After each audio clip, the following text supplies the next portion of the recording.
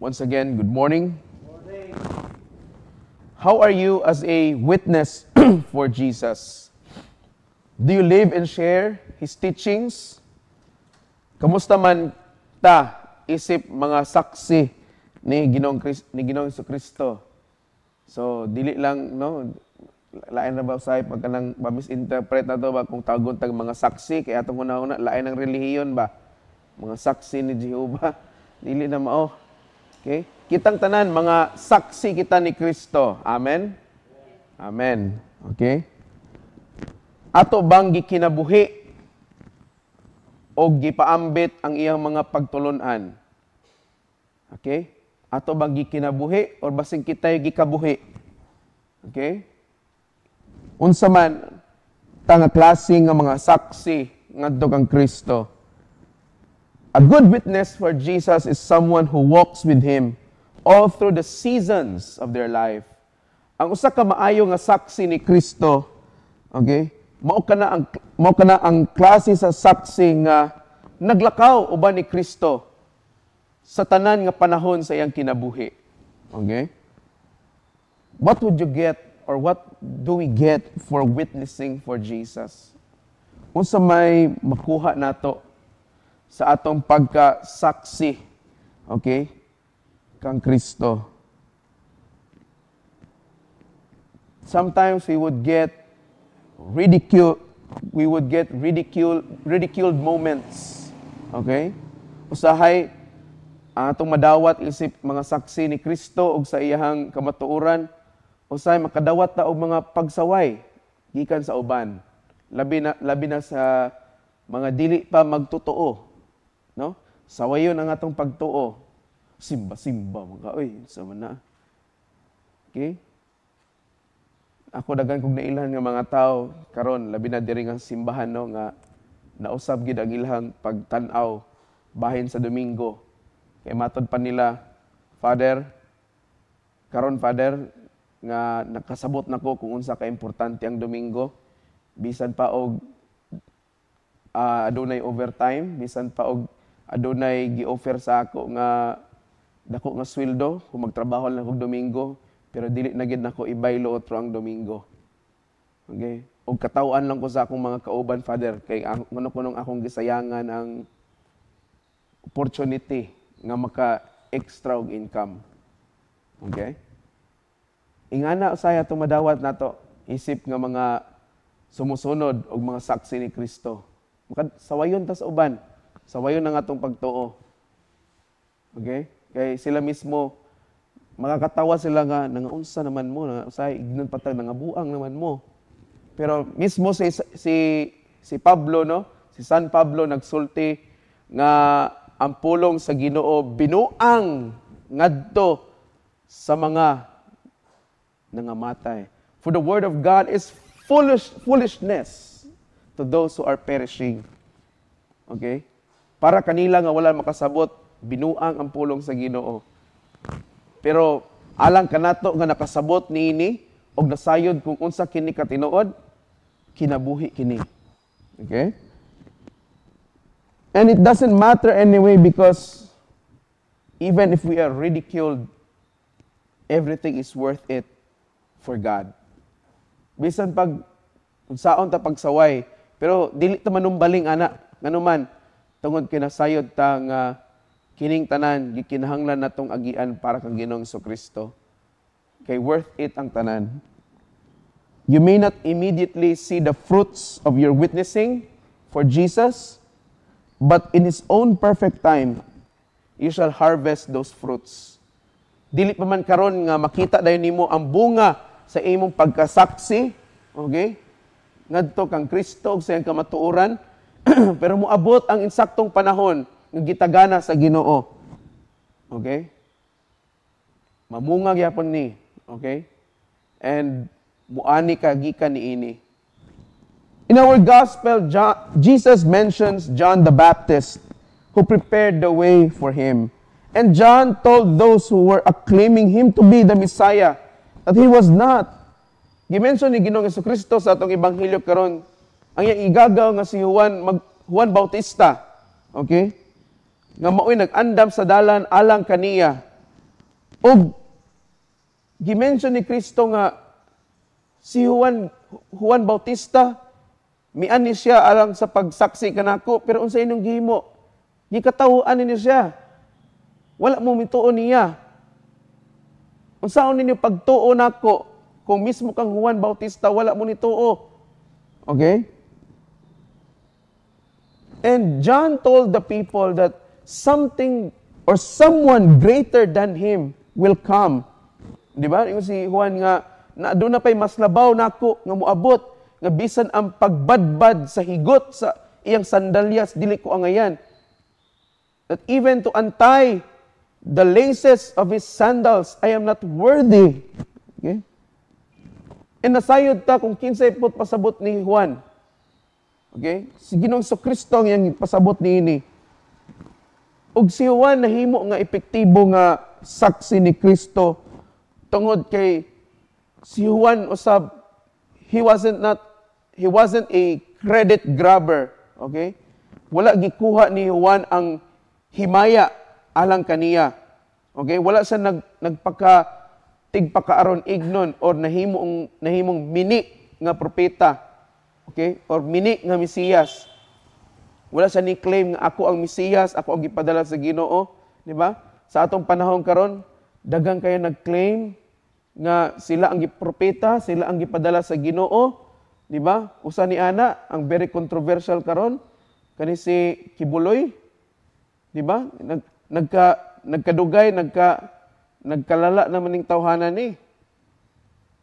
Kay karon niingon na may noon siya nga kung mga matay mo, muagi mo nako kay ako ang dalan. Na mao kini karon. Matod pa niya kato kunong kaniadto namatay si Dolphy. Bisan kunog naara kuno siya sa Davao, pero nakita kuno silang Dolphy, kaniagi kuno sa Dolphy niya. Di ba? Katong pagkamatay kuno sa katong bana ni Lenny Robredo, si JC Robredo, nakuno siya niadto nga panahon sa Cagayan de Oro. Nakita kuno gyapon ng JC, kaniagi mo kuno sa JC saya. Oh, nang pangutana kinsa pa man kalag ni agi di kang Kibuloy.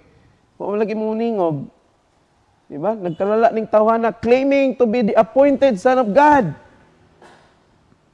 But the Filipino people are disappointed with him. Di ba? Karon na po isa claiming to be the authorized son of God. Naginoo ko, kadaghan na ba kaayo? Authorized son of God. Okay? Naapagini, nanapod karon taga Cagayan de Oro, di ba? Man of God. Wa pa yung kadungog sukat og woman of God. Man of God na nasad. Si paghingilin sa yawa kunuhay. Di ba? Ipadala kuno siya kuno ang propeta. Daghan.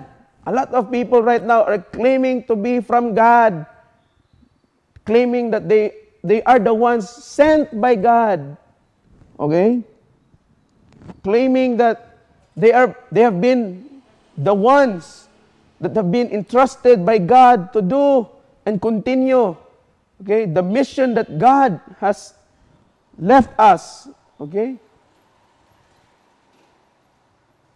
Titles are not important. Dili importante ang mga titulo, okay? Whether you are just an ordinary church goer, you are a clergy, okay? You are a missionary, you are an evangelist, you are a prophet, or a teacher, something like that. Titles are not important. What's more important is kinahanglan makita sa atong kinabuhi. Okay? And it should reflect in our lives nga kita mga saksi ni Kristo. Okay? Kana makita sa atong kinabuhi ba nga bisan wala nato makita si Kristo physically, wala na to siya mauban physically because that was 2,000 years ago. But karon nga panahon, makita sa atong kinabuhi nga nag-uban si Kristo og nasabtan nato og gikinabuhi nato ang iyang mga pagtulunan nga iyang gitudlo kanato. Amen. Mo na importante nga ang Biblia ba? Ang Biblia nga usa ka libro, okay? Nga puno sa mga kasulatan, kanang naa sa Biblia, kanang unsay sulod sa Biblia, makita na sa atong kinabuhi. mo na epektibo nga saksi. Okay? Dili kay maayo kay tamo, maayo lang tamo wali, no? Maayo lang tamo share. Pero mismo sa atong kinabuhi, labi na gikan sa Lunes padulong sa Sabado, dili makita si Kristo. Panahon ras Domingo. Okay? Atong timan-an nga tinuod ang Domingo gibalaan sa Ginoo nga gitawag nato nga Lord's Day. Aron mahimo nga kanang adlaw nga sa pagsimba o pagdaig kaniya. But let us also remember that Monday and Saturday dili po na atong adlaw. Adlaw gihapon na sa Ginoo. Okay? Og niana unta nga mga adlaw, labi kanang Lunes padulong sa Sabado, kana nga mga adlaw mahimo ng oportunidad nato nga atong mapakita ang atong pagkasaksi ni Kristo. Okay? He was contented to fade away so that Jesus would be highlighted more. Okay? Di ba nasayo ta sa istorya ni Juan Bautista nga gilungguan siya ulo? Okay? Apan taliwala niining tanan, despite in all of this, at the very end of his life, he continued to be a very effective witness for Jesus. At the very end of our lives, hangtod sa katapusan nga gutlo sa atong kinabuhi, mamahimo ba gihapon ta nga epektibo nga saksi alang ni Kristo? Okay? Sa atong mga buluhaton nato sa matag adlaw, sige, magsugod ta sa atong tagsa-tagsa ka mga panimalay. Nahimo ba ta nga epektibo nga saksi ni Kristo? Okay? Ngadto sa atong pamilya? Kung ikaw usa ka bana or ikaw usa ka asawa, nahimo ba mong epektibo nga saksi ni Kristo sa usag-usa?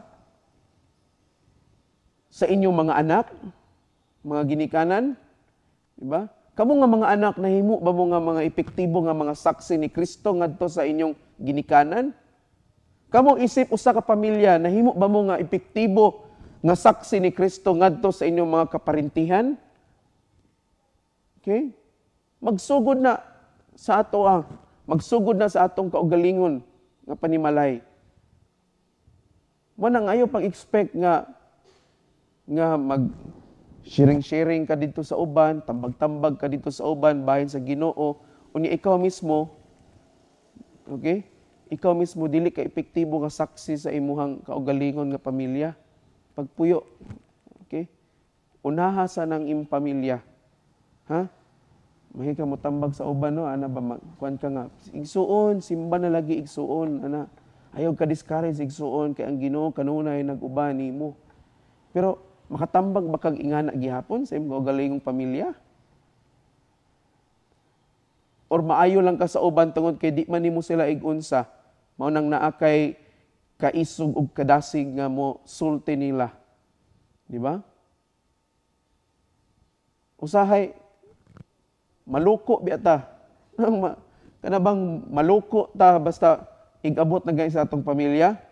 Mura tag mga itoy usahay. Kung unsay atong sulti, kung unsay atong witness ngadto sa uban, di na to mahimo sa atong kaugalingong pamilya. Okay? Apan kinahanglan nga karon nga panahon sa Kwaresma, no? Ato nang barugan. Because a lot of people, especially in the days of Jesus, or even before Jesus came, they gave their life. Okay, they sacrificed their life sa sigig paabot nga moabot ang Mesiyas. Hangtod niabot na lang ang Mesiyas sa Ginoong Hesukristo. And even after Jesus died and resurrected, okay, in the book of Acts, until the time of Saint Paul, okay, still, the martyrdom, okay, was very rampant. Ngano man, tungod kay they would rather die confessing Jesus than die, okay, in this world not confessing Jesus. Gipamatay sila tungod sa ilang pagtuo ngadto kang Kristo. In our time today, okay? We already have laws na natay mga balaod nga which protects our what we call religious freedom. Okay? We will not be persecuted anymore if we say or if we shout Jesus in public. Di naman ta lutoson kung magsinggita ay tag ngalan nga Jesus diya sa mga publiko nga lugar. Dili na ta lutoson alang niya na. Okay? Tungod kay nahanatay mga balaod. Okay? But here comes another obstacle for us. Okay? Sa atong kaugalingon nga panimalay, sa atong kaugalingon nga teritoryo nato, dili na hinuon ta ang kahimo nga epektibo ng mga saksi. And sad to say that some of us are willing to die, okay, or willing to leave this earth not confessing Jesus. Not confessing Him as their Lord and Savior. That is why in this season of Lent, how can you be a witness for Jesus? Okay? Be an effective witness unsaon man. Karon nga panahon sa Kwaresma, nakadawat ka sa nasabtan nimo og nadawat nimo ang grasya ug ang kapasayloan sa Dios. So be also a witness to that mercy and forgiveness nga imong nadawat. Okay? Be merciful ngadto sa uban. Be compassionate ngadto sa uban. Be forgiving ngadto sa uban. Ano man, nadawat naman nimo, di ba? Last Sunday it was a very powerful and very anointed, okay, worship last Sunday. Okay? We sang, the goodness of God. Okay? And the people just all of a sudden responded not to the song, but they responded to the goodness of God sa ilang kinabuhi. Og nadawat nato na ang kaayo sa Ginoo. But the question is, giunsa nato ng kaayo sa Ginoo? Ato ba nang gi-share ngadto sa uban? Do we share the goodness of God to other people?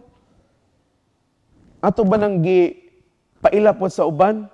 Okay? Pinaagi sa atong buhat? Pinaagi sa atong pulong? Okay? In our actions, okay? And in our words, in our deeds, atong mga tinguha, okay? Ato ba nang gipaambit sa uban?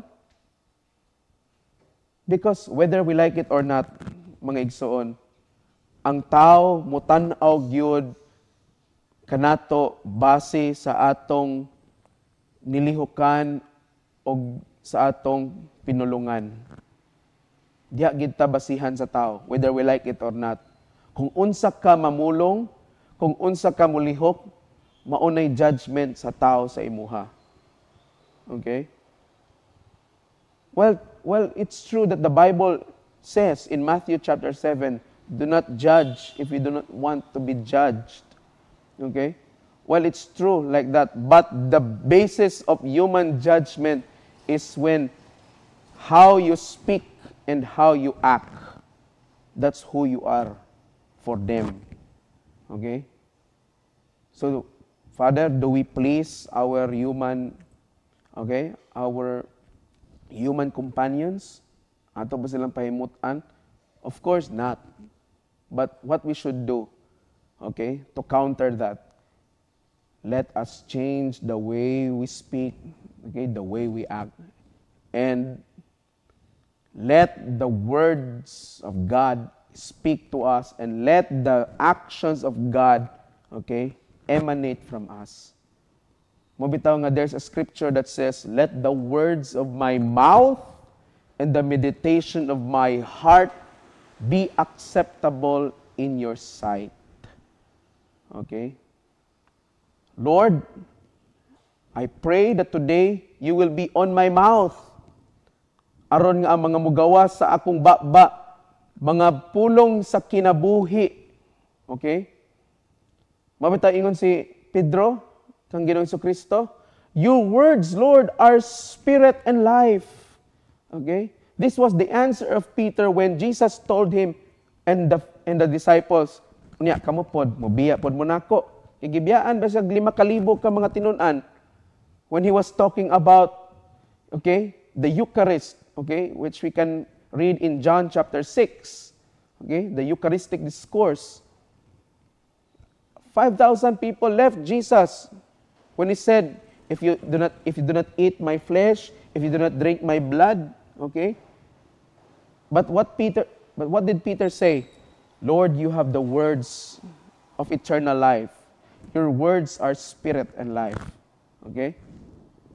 Muna atong pangayoon sa Ginoo nga Lord, hinaot nga ang mga pulong nga mugawa sa akong baba, mga pulong Ginoo nga nag-reflect kung kinsa ka sa akong kinabuhi. Okay? Unya ka nang sige pamalikas, mao din nag-reflect din na sa Ginoo. Kanang siging panglibak, nag-reflect din na sa Ginoo. Kanang siging panghinaway sa itsura sa uban, nag-reflect din na sa Ginoo. Di ba? Kanang siging pagbagot-bot, nag-reflect din na kung kinsa ang Ginoo sa imong kinabuhi. Di ba? Anong bantayan nato na? Ang atong mga lihok nato, okay?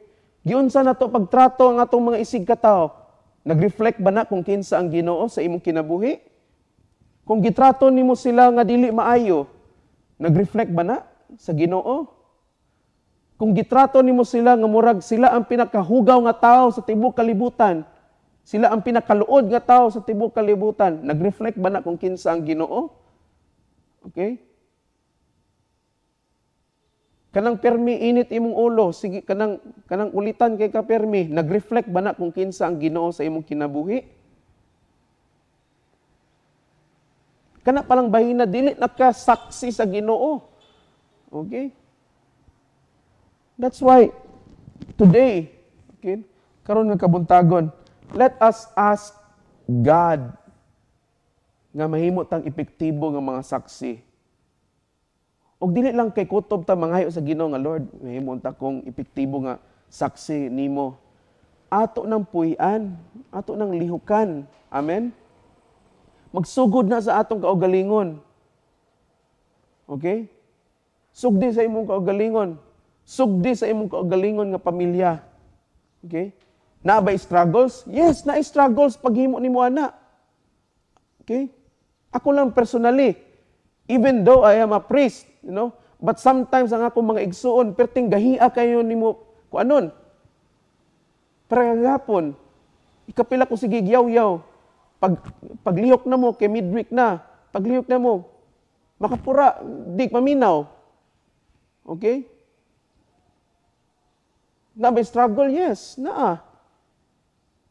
But, do you stop just because kay nag-struggle ka? No, you do not stop. Okay? Muundang baka sa iyong pagkakristohanon tungod kay naalay na naway nimo? Dili, oy. Muundang baka sa imong pagpangalagad sa Ginoo tungod kay naalay nagkritik sa imuhang pagpangalagad nimo? Dili.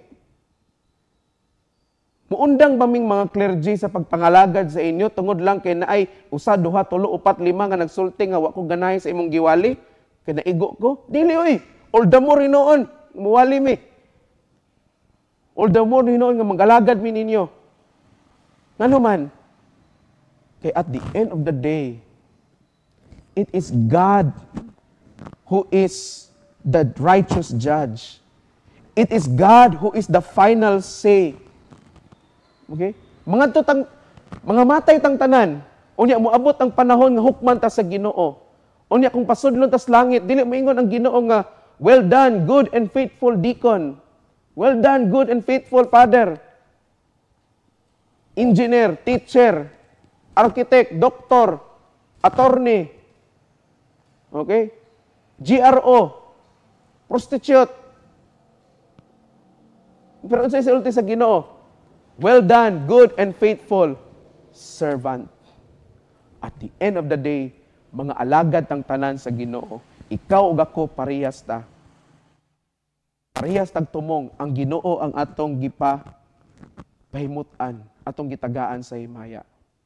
Mao na nga si Juan Bautista, wala siya magduha-duha nga bisan og patyon siya, but it's okay. Nga naman, tungod, it's all for the sake of Jesus. He has done his part as a witness. Kita, did we do our part? Isip saksi ni Kristo. So on, come to you, tungod sa imong pagkakristohanon, ayaw kadlok. Nga naman, tungod kay naguban ang Dios kanimo, and I tell you over and over again, everything is worth it because para ning tanan sa Ginoo. Please stand.